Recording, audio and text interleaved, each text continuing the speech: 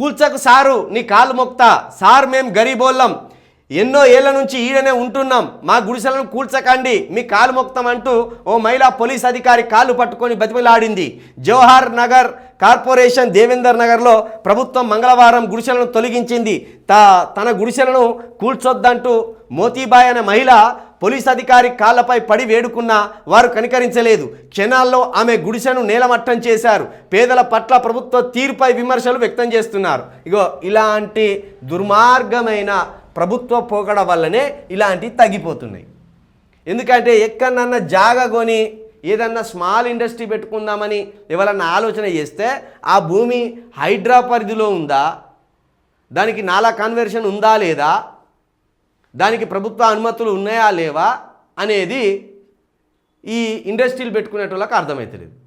కాబట్టి కొత్తగా హైదరాబాద్కు వద్దామనే కంపెనీలన్న ఆలోచన చేసినా హైడ్రా అనే ఒక పెనుభూతం ఇక్కడ ఉన్నదనే భయంతో ఆగిపోతాను.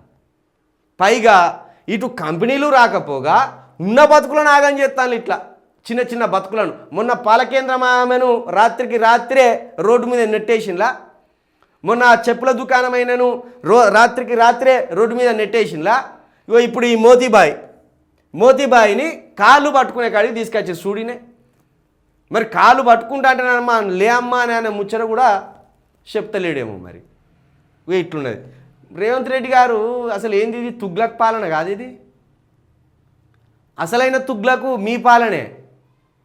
మరి ఇంత అర్థం పర్థం లేకుండా కక్ష కట్టినట్టు పేదల మీద ఈ కత్తులు నూరుతున్నట్టు ఎందుకు ఇదంతా?